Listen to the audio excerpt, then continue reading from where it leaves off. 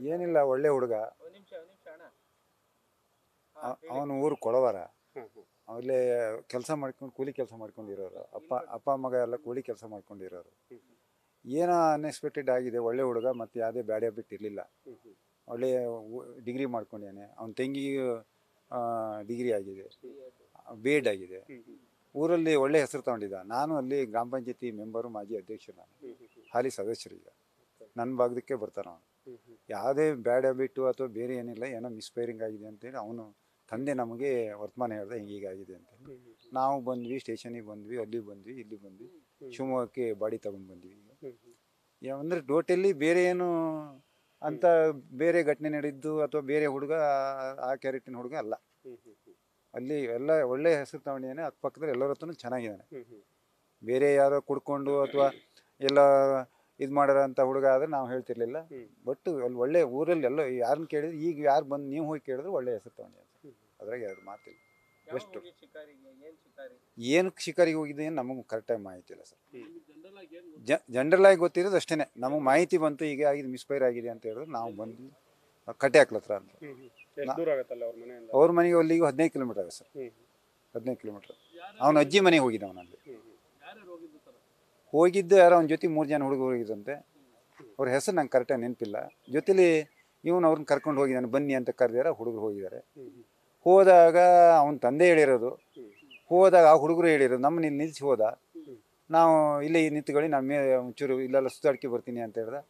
ನಾವು ಇಲ್ಲಿ ನಿಂತ್ಕೊಂಡ್ವಿ. ಒಂದು 2 ಗಂಟೆ, ಒಂದು 2 ನಿಮಿಷ ಬಿಟ್ಟು ಶಬ್ದ ಆಯಿತು. ನಾವು ಅಲ್ಲಿ ಹೋಗಿ ನೋಡಿದ್ವಿ. ಅಲ್ಲಿ ಹೋಗಿ ನೋಡಿದಾಗ ಇವನು ದೆರೆಯಿಂದ ಕೆಳಗೆ ಬಿದ್ದಿದ್ದ, ಒದ್ಕೊಳ್ತಾ ಇದ್ದ. ಕೊನೆಗೆ ಅವ್ರ ತಂದೆಗೆಲ್ಲ ಫೋನ್ ಮಾಡಿ ನಾವು ತೀರ್ಥಹಳ್ಳಿ ಕರ್ಕೊಂಡು ಬಂದು ಅಂತ ಅವ್ರು ಹೇಳಿದ್ರು. ಕೈಯಲ್ಲಿ ಏನಿತ್ತು ನಮ್ಗೆ ಇನ್ನೂ ಕರೆಕ್ಟಾಗಿ ಮಾಹಿತಿ ಇಲ್ಲ ಸರ್. ಯಾವುದೋ ಬಂದೂಕಿತ್ತಂತೆ. ಯಾವ ಬಂದೂಕನ್ನು ಇನ್ನೂ ಗೊತ್ತಿಲ್ಲ. ಇನ್ನು ಮುಂದೆ ತನಿಖೆಯಲ್ಲಿ ಯಾವ ಬಂದೂಕು ಏನು ಅಂತ ಗೊತ್ತಾಗಬೇಕು ಸರ್ ಅಷ್ಟೇ. ಅವ್ರ ಸ್ನೇಹಿತರು ಯಾವುದೋ ಬಂದೂಕಿತ್ತು ಅಂತ ಹೇಳಿದ್ರು. ಯಾರ್ದು ಏನು ಅಂತ ನಮ್ಮ ಹತ್ರನೇ ಹೇಳಿಲ್ಲ. ಹಾಗಾಗಿ ಈಗ ಮುಂದೆ ಏನಂತ ನಾವು ತನಿಖೆಯಲ್ಲಿ ಗೊತ್ತಾಗಬೇಕಷ್ಟು ಬಿಟ್ಟರೆ ಮತ್ತೇನು ಯಾರೋ ಲೈಸೆನ್ಸ್ ಕೊಯ್ವಿನಿ ಅಂತ ಹೇಳಿದರು. ಮೋಸ್ಟ್ಲಿ ಲೈಸೆನ್ಸ್ ಕೊಯ್ವಿನಿ ಅಂತ ಕಾಣುತ್ತೆ. ಬಟ್ ಯಾವುದು ಏನು ಅನ್ನೋದು ನಿಖರವಾಗಿ ಗೊತ್ತಿಲ್ಲ ಸರ್.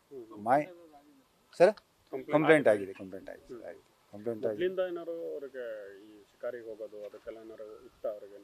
ಇಲ್ಲ ಸರ್, ಅದೇನು ನಮಗೆ ಗೊತ್ತಿಲ್ಲ. ಅವನು ಇನ್ನೂ ಚಿಕ್ಕ ಏಜ್, 26 ವರ್ಷ. ಅವನಿಗೆ ಏನೂ ಗೊತ್ತಿಲ್ಲ. ಇದನ್ನೆಲ್ಲ ಮಿಸ್ ಆಗಿ ಹಿಡ್ಕೊಂಡು ಹೋಗಿದ್ದಾನೋ, ಏನು ಮಾಡ್ಕೊಂಡ, ಎಂತಕ್ಕೆ ಮಾಡ್ಕೊಂಡ ಅನ್ನೋದು ಗೊತ್ತಿಲ್ಲ ಸರ್. ಬಟ್ ಅವನಿಂದನೇ ಆಗಿರೋದು ಬಿಟ್ಟರೆ ಮತ್ತೆ ಬೇರೆ ಯಾರಿಂದನೂ ಯಾರೋ ಬೇರೆಯವರಿಂದ ಸುಳ್ಳು ಸುದ್ದಿ ಸುಮ್ಮನೆ ಹಬ್ಬಿಸ್ಬೇಕು ಬಿಟ್ಟರೆ ಮತ್ತೆ ಯಾವುದೇ ಕಾರಣಕ್ಕೂ ಅವನಿಂದನೇ. ಯಾಕಂದ್ರೆ ಅವ್ರ ತಂದೆ ಎಲ್ಲ ಭಾಳ ಸತ್ತಿಕರು. ವಿಜಯ ಒಳ್ಳೆ ಹುಡುಗ. ಅಲ್ಲೆಲ್ಲರ ಮನೆಯಲ್ಲೂ ಕೆಲಸ ಮಾಡ್ತಾನೆ. ಅವನು ನಮ್ಮನೆ ಕೆಲಸ ಮಾಡ್ತಾನೆ. ಆ ಹುಡುಗನು ನಮ್ಮನೆ ಕೆಲಸ ಮಾಡ್ತಾನೆ. ಅವರು ನಮ್ಮನೆ ತೋಟದ ಕೊನೆಯೆಲ್ಲ ತೆಗೆಯೋದು ಪ್ರತಿ ವರ್ಷವೂ ಅವನೇನೆ. ಯಾರು ಅಪ್ಪ ಮಗ ಬರ್ತಾರೆ, ಮತ್ತೊಂದಷ್ಟು ಜನನ ಕರ್ಕೊಬಂದು ಒಂದು ತೋಟಕ್ಕೆ ಕೆಲಸ ಮಾಡ್ತಾರೆ, ಕೊನೆ ಕೆಲಸ ಮಾಡ್ತಾರೆ, ಔಷಧಿ ಕೆಲಸ ಮಾಡ್ತಾರೆ. ಒಂದು 7-8 ಜನ ಇಟ್ಕೊಂಡಿರೋ ಕೆಲಸಕ್ಕಾಗಿ. ಒಂದು ಕಾಂಟ್ರಾಕ್ಟ್ ಲೇಬರ್ ಥರ ಮಾಡ್ತಾರೆ. ಆ ಥರ ಮಾಡ್ತಾರೆ ಅವರು. ದುಡಿಮೆ ಮಾಡ್ತಾರೆ ಸರ್. ಒಳ್ಳೆ ದುಡಿಮೆ ಮಾಡೋರು. ಒಳ್ಳೆ ಹುಡುಗ. ಹುಡುಗನ ಬಗ್ಗೆ 2 ಮಾತಿಲ್ಲ ಸರ್. ಕುಟುಂಬ ಸಾಕುವಂಥ ಹುಡುಗ. ಗ್ರೇಟ್.